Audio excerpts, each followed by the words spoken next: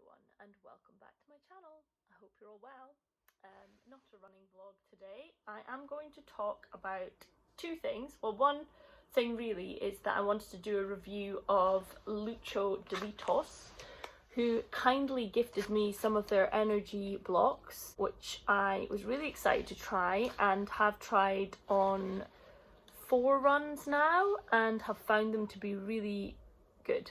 So I wanted to talk about them. Obviously I want to try them first before I talked about them. And the other thing I want to talk about is a little bit about my kind of running routine and talk a little bit about fasted running, which is probably a controversial topic, but I'm only talking from my own experience and what works for me, and I'm not saying this would work for you. I'm not suggesting anyone else does it. The way I run is not necessarily the way anyone else runs, and I don't do it all the time. It is a way of managing my long-term stomach issues and what works for me in terms of running. So I think the first thing is I'll talk about the Lucho Dillitos. I'm not sure if I'm saying that properly, but these are basically energy blocks, and I'd never heard of energy blocks before. I'd only heard of gels.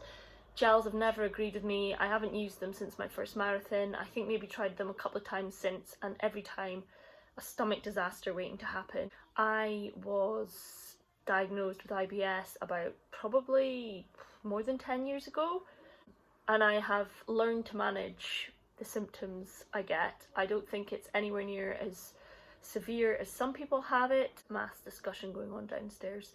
In general, I make my own energy balls. I know what's in them. I prefer real food as opposed to consuming more like gloopy textured stuff during a run, and with the gels they just went right through me and caused really bad cramps, and yeah, I don't really particularly enjoy them either, if that makes sense. I think it's the texture. I feel like solid food works better for me. So these blocks were something I wanted to really try, and there are 4 flavors, and they come in, the other thing that is really neat is they come in a completely compostable leaf. So this can actually just be thrown away and it will disintegrate, and they're very easy to open because there's no like sticky things, and that is the block there. So it's solid appearance and it doesn't stick to your fingers or anything like that, but when you bite it, it kind of dissolves in your mouth. A little bit of chewing, not a lot though, and you can hold it obviously without it melting and just bite bits off. So that is the guava. So the guava, pure guava flavour, classic guava.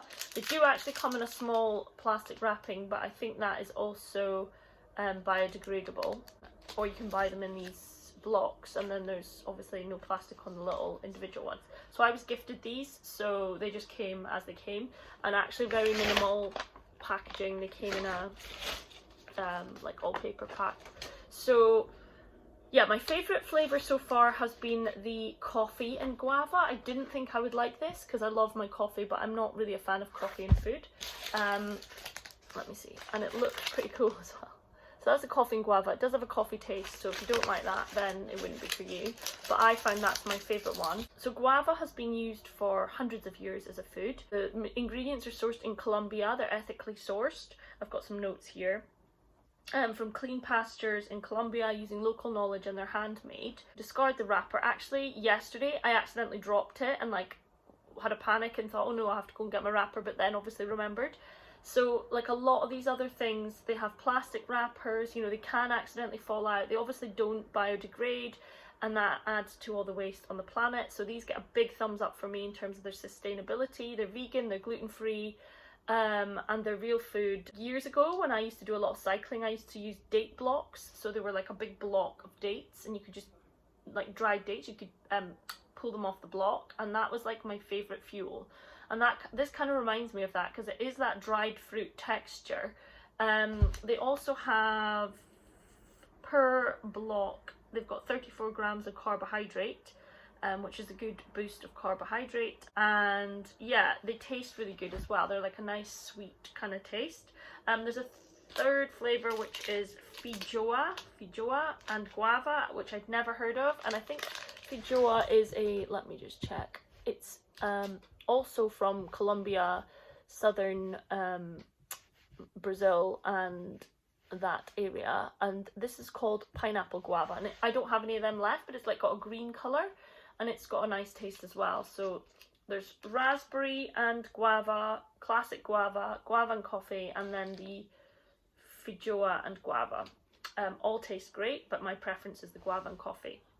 So how I've taken them so far is, this is where I'm going to talk a little bit about, well actually I should really talk a little bit more about the benefits of guava. I haven't really mentioned that. I'm just looking at notes on their website. Obviously, so guava's a good source of antioxidant, vitamin C. They've got 100 grams of fresh fruit, which provides 228 milligrams of vitamin C, I think, which is a lot compared to the daily requirement. Also a good source of vitamin A, beta carotene, and a whole pile of other things. So antioxidants, basically. They're a good source of soluble fibre and potassium, which obviously is good for runners. We all probably associate things like bananas with that.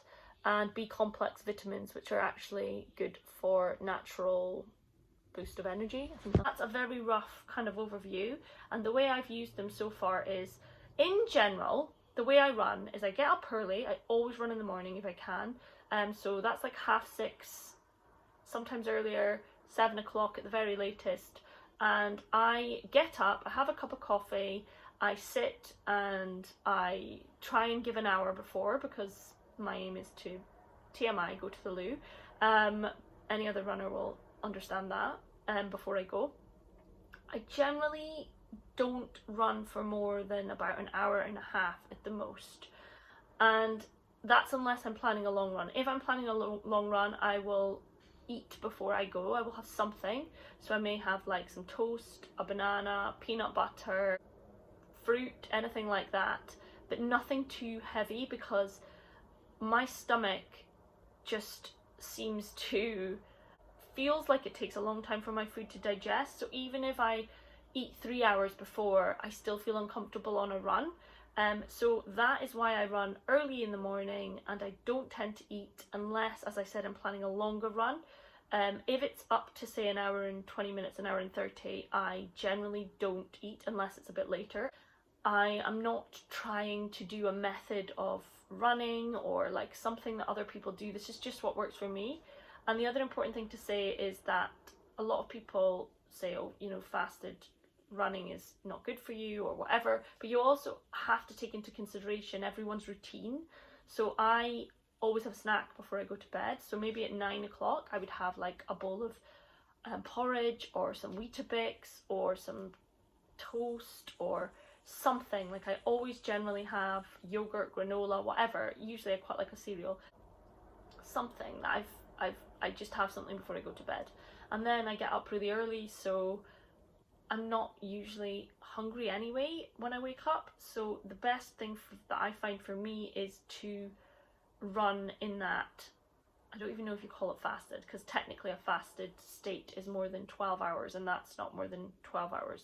So I get up, have my coffee, really usually 45 minutes to an hour, and then I go for my run. And I always take something with me. That's the other thing. I don't think I'm going to run and then eat. I always take something with me. So that's when these were coming in to their own. And I've been trying little things like taking one after 5 miles, maybe taking one after, if I'm running a longer run, maybe like 8 miles, whatever. And I found that they really give me a boost. So far, last week I took them on all of my runs. I think I did about 4 runs. Maybe one run I didn't feel like I wanted or needed one. The others I took them about 5 miles, and it definitely gave me a boost. And I think the run I didn't take them, I actually had a banana or something like that before I left. So yeah, really easy to eat. Obviously it doesn't matter if you accidentally drop the wrapper. And what else was I going to say? Oh, the other thing about my running routine is that I never skip breakfast or skip a meal in the day. When I get back I will have my breakfast. It's just later, it's usually about 9:30, and then obviously have the rest of my meals as I would per day. So that is just what works for me. Whether you want to call it fasted cardio, fasted running, I don't really know if that technically is, because it's not really 12 hours. There has been some studies done on fasted cardio. I'm not going to go into them because I'm not trying to promote this for anyone else. I'm just saying this is what works for me. I think the theory behind it would be that I feel like I have more energy because my body is not trying to digest food at the same time as provide enough energy for me to run. And then when, you know, I feel my glycogen stores start to, or I preempt in the sense that I always have an energy bar or snack with me, so that if I do feel a dip in energy or think that I'm going to have one, I will preempt that and take something. The other thing is I also generally always run with some kind of either hydration, electrolytes, or a fizz stick in my water. Fizz sticks are they're like a powder that you mix with water. They are a natural source of energy. They have got a little bit of caffeine from green tea and guarana, can't even say that. There are about 3 or 4 different flavors. I've used these for years. Again, they've got vitamin B12, niacin, vitamin B6, some caffeine, 55 milligrams, and yeah, they provide me with a boost of energy, and they're quite sweet and I like the taste of them. I've used Arbonne products for years. They're all vegan and gluten-free, and yeah, that is that. So I hope that was of interest. I would highly recommend giving the Lucho Dillitos a go. They're really good. I really am enjoying them.